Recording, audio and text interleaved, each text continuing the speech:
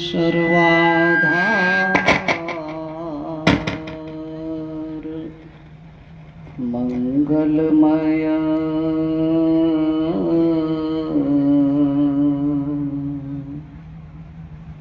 मंगल करण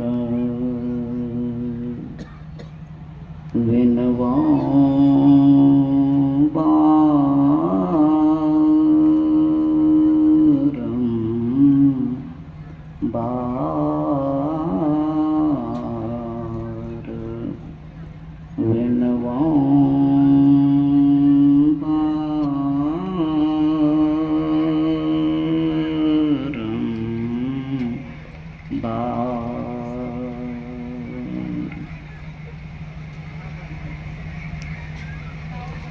परम पूज्य संत जन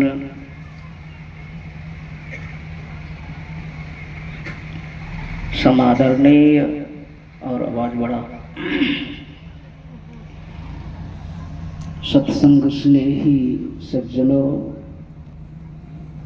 समादरणीय माताओं एवं बहनों, अभी हम आप सब मर्यादा पुरुषोत्तम भगवान श्री राम जी और परम भक्तिन माता सबरी जी का संवाद श्रवण कर रहे थे। भगवान श्री राम जी कहते हैं, हे भामिनी सुन लो, संसार में मुझसे एक ही नाता है किन्हीं के साथ, दूसरा कोई रिश्ता नहीं। रिलेशन अगर मेरे साथ किसी का है तो सिर्फ और सिर्फ एक ही का रिलेशन है, संबंध है, दूसरा कोई मेरे साथ संबंध नहीं। कह रघुपति सुनो भामिनी बाता, मानव एक भगति कर नाता। यदि मानव में भक्ति है तो मुझसे संबंध है, यदि मानव में भक्ति नहीं है तो मेरे साथ रिश्ता नाता कोई रिलेशन नहीं है। और सुन लीजिए, परमात्मा से, राम से, कृष्ण से अगर रिलेशन जुट जाता है तो क्या होता है, और रिलेशन नहीं जुटता है तो क्या होता है।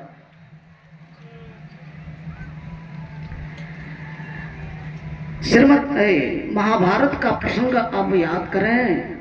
जब महाभारत की लड़ाई प्रारंभ होने को हुई तो दुर्योधन गया भगवान श्री कृष्ण जी के पास कुछ मांगने के लिए सहायता।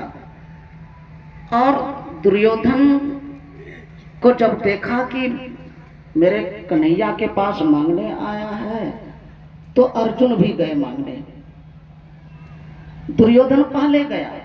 दुर्योधन ने देखा कि भगवान श्याम सुंदर अभी आराम में हैं, चादर से ढके हुए हैं, विश्राम में हैं, और सिरहाने में बहुत अच्छी अच्छी सोने की कुर्सियां सुसज्जित थी।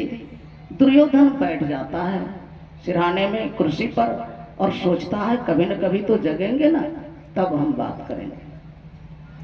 अर्जुन बाद में आया और आया तो देखा कि भगवान श्याम सुंदर अभी आराम में हैं, विश्राम में हैं। तो ये कुर्सी पर सिरहाने में नहीं बैठे। सबसे पहला ये विनम्रता का प्रतीक है। धर्मशास्त्र कहता है, विद्या ददाति विनयम, विनया दयाति पात्रता, पात्रत्वात् धनमाप्नोति, धनात् धर्मः ततः सुखम। तो ये हाथ जोड़ करके भगवान श्री कृष्ण जी के चरणों के पास बैठ गए। दुर्योधन अब क्या सोचता है? दुर्योधन सोचता है कैसा मूर्ख है, कुर्सी बढ़िया बढ़िया सजी हुई है, यहाँ नहीं बैठ करके मूर्ख पैर के पास बैठा है और हाथ जोड़ करके क्यों बैठा है।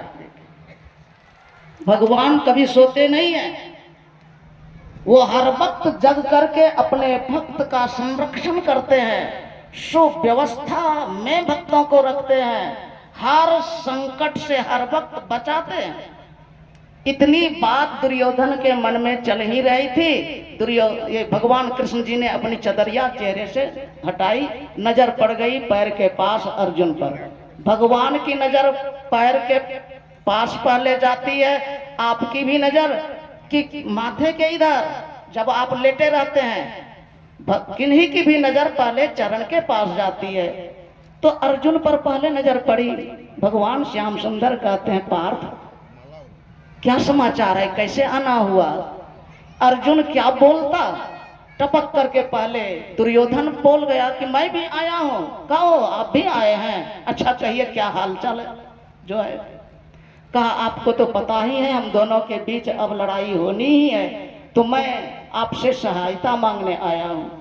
कहा ओ अर्जुन तुम किस ख्याल से आए हो? कहा मेरा भी भगवान यही ख्याल है, आपसे हम सहायता मांगने आए हैं। भगवान क्या कहते हैं, ये दोनों की आपसी लड़ाई है, घरेलू लड़ाई है। बाहरी आदमी को तो घरेलू लड़ाई में नहीं पड़ना चाहिए, लेकिन दोनों जब आ गए हमसे सहयोग मांगने तो मुझे तो कुछ व्यवस्था करनी ही चाहिए। तीनों ने कहा हाँ, एक तरफ मेरी एक जबरदस्त भारी संख्या में हथियार के साथ सेना रहेगी जो लड़ाई करेगी, और दूसरी तरफ मैं सिर्फ अकेले रहूंगा और किसी भी तरह का हथियार मेरे पास नहीं रहेगा, मैं लड़ाई नहीं करूंगा। बस हाँ, मांग देने की जब बात आती है, भगवान कृष्ण जी देखिए, भगवान से ज्यादा न्याय कौन करेंगे। भगवान कहते हैं जब भी कुछ देना होता है तो पहले छोटे को और बूढ़े को दिया जाता, इस ख्याल से भी मैं पहला मांगने का मौका, और दूसरा ख्याल यह है कि मेरी नजर भी पहले पड़ी है अर्जुन पर, इस ख्याल से भी मैं मांगने का पहला मौका अर्जुन को दिया।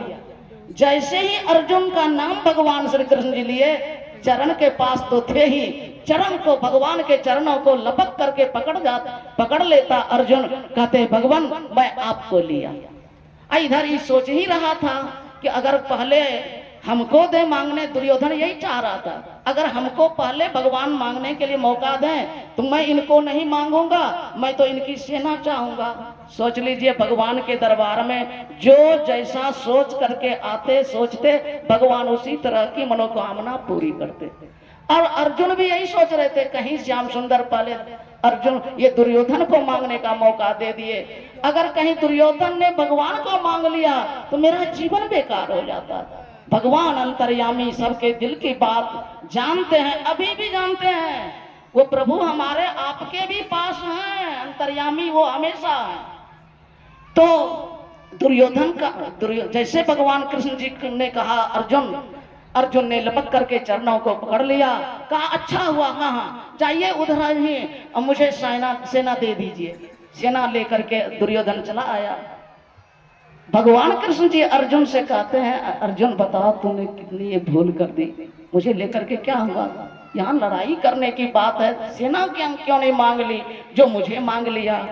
अर्जुन क्या कहता है, भगवान आप मेरी परीक्षा ले रहे हैं, आप कहते हैं मुझे लेकर क्या किया? भगवान आपको लेकर के मैं अपने जीवन का बागडोर आपके हाथ सौंप दिया और मैं निर्द्वंद हो गया, भगवान निर्भय हो गया। श्री सद्गुरु महाराज की जय। भगवान से नाता जो जोड़ लेते हैं वो निर्भय निर्द्वंद हो जाते हैं, और भगवान से नाता तोड़ करके जो भगवान की सेना माया लेते हैं, अब उसका क्या परिणाम होता है आप तो महाभारत के सीरियल में देखे ही हैं। जो दुर्योधन की पांचों भाई पांडव को सुई की नोक भर में जमीन देने को तैयार नहीं था लड़ाई के अलावे, वही दुर्योधन ऐसा मौका आया, वो अपनी जान बचाने के लिए अथाह जल में डुबकी मार करके छिप गया। और कहां छिपेंगे, भगवान की नजर तो जल के कन कन में, तलहटी तक, आकाश में और पहाड़ के भीतर भी प्रभु हैं। प्रभु की नजर कहां नहीं है। भगवान कृष्ण जी कहते हैं भीम यहां छिपा हुआ है दुर्योधन, तो इसको जोर जोर से पुकारो, ये आएगा, थोड़ा अटपट भी बोलना, ये आएगा और तब तुम इसको मारना। यही हुआ। मेरे कहने का भाव क्या है, भगवान कहते हैं मेरे साथ अगर कोई संबंध है तो एकमात्र भक्ति का संबंध है। भक्ति तो करना ही पड़ेगा। किसी विद्वान भक्त ने कहा, माया के दीवानों सुन लो, एक दिन ऐसा आएगा धन दौलत और माल खजाना पड़ा यही रह जाएगा। सुंदर काया माटी होगी, चर्चा होगी गली गली, माया के दीवानों सुन लो, एक दिन ऐसा आएगा। फिर दूसरी जगह वो भक्त कहते हैं, किस काम का ऊंचा महल तू बनाएगा, रथ हाथियों के झुंड भी किस काम आएगा। अरे जैसे तू यहाँ आया था वैसे ही जाएगा, तेरे सफर में सवारी के खातिर कंधे पर ठटरी का ठेला रहेगा, रे मन ये 2 दिन का मेला रहेगा। बतला गए उपदेश हरिश्चंद्र कृष्ण राम, दौलत तो नहीं रहती है, रहता है सिर्फ नाम। छूटेगी संपत्ति यहाँ की यहीं पर, तेरे कमर ना अधेला रहेगा, रे मन ये 2 दिन का मेला रहेगा। मित्र प्यारे सगे संबंधी एक दिन तुझे भुलाएंगे, कल तक जो कहते थे अपने अग्नि में तुझे जलाएंगे। भक्ति ही एकमात्र साथ जाती है, इसके अलावे कुछ नहीं। भर्तृहरि हरि ने यही कहा, धनानि भूमो पशुओं ही गोष्ठे, नारी गृहा द्वारे सखा श्मशाने, देहश्चितायाम परलोक मार्गे, धर्मानुगो गच्छति जीव एका। वो यात्रा जबकि शरीर छोड़ करके जीवात्मा अकेली हो जाती, उस समय उसका प्यारा प्यारी भी नहीं देख सकते। उस समय एकमात्र भक्ति ही सुख देने वाली उसके लिए सच्चा साथी के रूप में रहती है भाई। इसलिए भक्ति तो करनी ही पड़ेगी, चूंकि मृत्यु के मुख में हम आप हैं। कैसे भक्ति करेंगे? तो भगवान ने यही तो सूत्र दिया, प्रथम भगति संतन कर संगा, दूसरी रति मम कथा प्रसंगा। ये जो आपने इंतजाम किया सत्संग करने का, ये जो व्यवस्था आपने की, बहुत अच्छा किया। मैं तो कहता हूँ यहाँ के युवक इसी तरह से करते रहे हर साल, क्योंकि यही भक्ति की शुरुआत है। और फिर सुन करके जो आप जीवन में उतारे हैं ये दूसरी भक्ति है। अब फिर असली जो है आपको सदा खड़ा रखने वाली भक्ति, मजबूत भूमि आपके लिए खड़ा रखने वाली तैयार की जाती, जो भगवान वेद ने कहा वो अग्नि की ज्योति का योग है। वही है दमबाज आपको बनाने वाली भक्ति, वो है छठी भक्ति जो आज पूज्य बाबा ने बहुतों को बताई है। तरीका वो छठी भक्ति है। दमशीलता, दमबाज भक्ति अगर है कोई आपको बहुत मजबूत बनाने वाली भक्ति है तो वह है बिंदु ध्यान, वही दृष्टि साधन, वही है इंद्रियों को बस में कंट्रोल में रखने वाला साधन, वो है दृष्टि योग, अग्नि की ज्योति का योग। उसी से आप सदा सज्जन बन करके, पूजनीय बन करके जिंदगी भर रह जाएंगे। यहाँ तक कि जाने के बाद भी आपकी बड़ाई लोग करेंगे। ये जो है बिंदु ध्यान आपको ऐसा बनाएगा। अब फिर उसी प्रभु की ज्योति में प्रभु की आवाज जो है अमृत है, उसे प्राप्त करेंगे फिर नादानुसंधान से। भक्ति की पराकाष्ठा इतनी है। अब पूज्यपाद श्री का शुभागमन हो रहा है, हम लोग सब खड़े होकर के उनके स्वागत में श्री सद्गुरु महाराज